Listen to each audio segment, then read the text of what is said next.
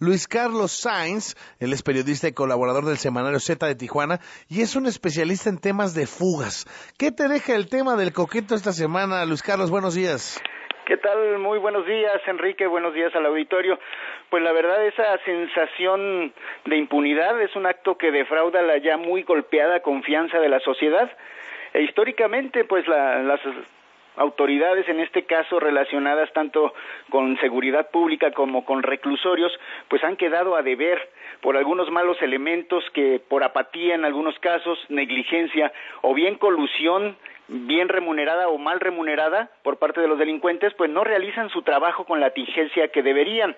En este caso, pues hemos conocido muchas evasiones de esta naturaleza en comisarías, en delegaciones, sin ir muy lejos, recordamos la de Humberto García Ábrego, el hermano de Juan García Ábrego, que también de las propias instalaciones de la PGR se escabulló, se retiró cuando iba a ser arraigado, el propio Jorge Lankenau Rocha, cuando estaba arraigado en su propio domicilio y rodeada la casa por agentes federales, y bueno, pues estos casos resultan inverosímiles, que nadie se dé cuenta. En el caso de las penitenciarias, que es donde pues yo he indagado un poco más, estamos realizando un trabajo de investigación sobre las fugas que ha habido en el penal de Puente Grande, más de 90 evadidos en unos 60 eventos, pues nos damos cuenta de que las características son similares en muchas de ellas. Por lo general algunos elementos de vigilancia están coludidos con los internos que se fugan. El día de la fuga se registran algunos cambios de personal de seguridad en las áreas del trayecto que siguen los evadidos, es decir, se cambian los roles, el que cuidaba la puerta ahora cuida otro lugar y generalmente pues se hacen estas modificaciones para favorecer evasiones. Los custodios también reciben cantidades mínimas de dinero y el restante, que era solo promesa, jamás lo reciben. Esta situación permite que el monto del cohecho sea de menor cuantía y de esa manera obtengan el derecho a la libertad bajo caución. O sea, ¿me estás diciendo que cada vez es más fácil fugarse de donde sea? Pues cada vez se ha visto que hay más facilidad. Ahora hay mucha violencia, como lo vimos en el caso de Nuevo León.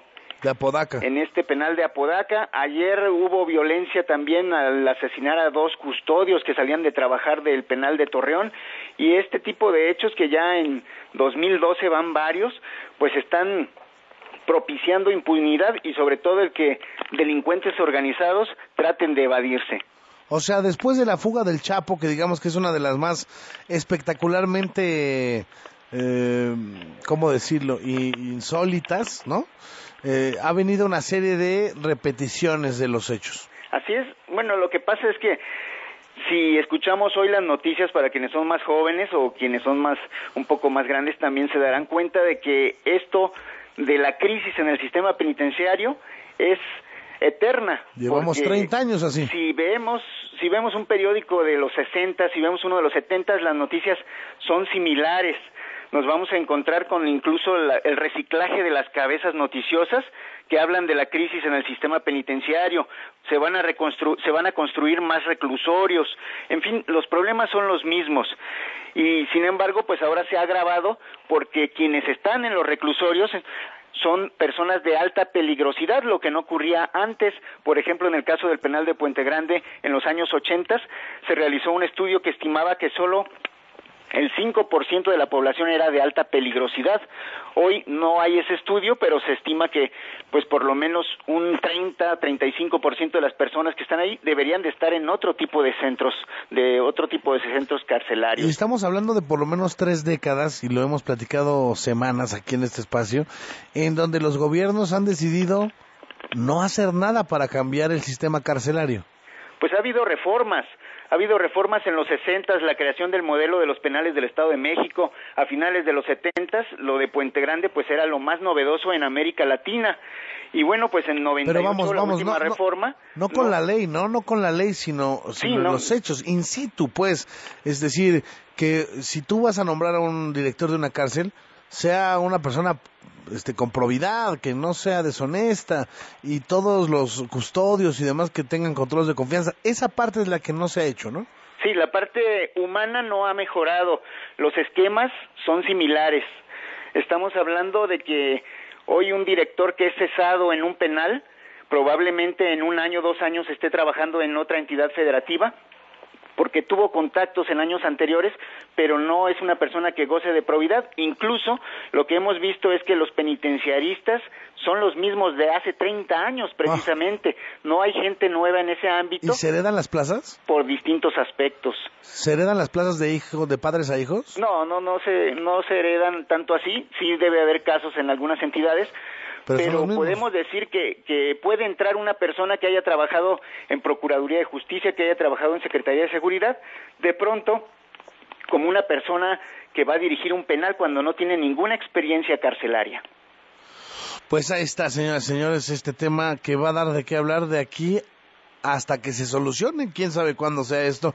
Luis Carlos Sáenz, estamos esperando nueva investigación sobre Puente Grande, ¿verdad? Así es, estamos trabajando un libro que probablemente se llame Rejas Rotas, lo digo esto porque pues todo depende de las editoriales, y es una investigación donde estamos dando a conocer más de 60 historias, todas documentadas sobre fugas y también algunas tentativas que de alguna manera por parte de los delincuentes resultaron ingeniosas, otras llenas de corrupción y de misterio.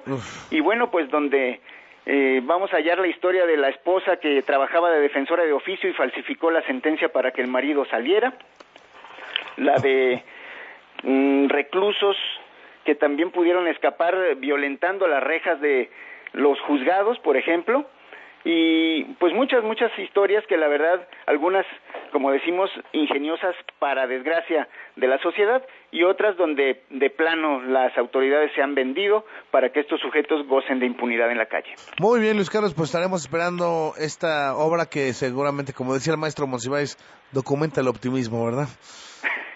Bueno, pues ahí estamos, Enrique. Sobre todo lo que tratamos de decir ahí es que pues no se trata de un catálogo de cómo fugarse, más bien pues que las autoridades se pongan más aguzadas con este tipo de hechos que se repiten constantemente. Las modalidades son prácticamente las mismas. Muchas gracias, Luis Carlos. Buenos días. Hasta luego, muy buenos días. Son las 7 de la mañana con casi 18 minutos.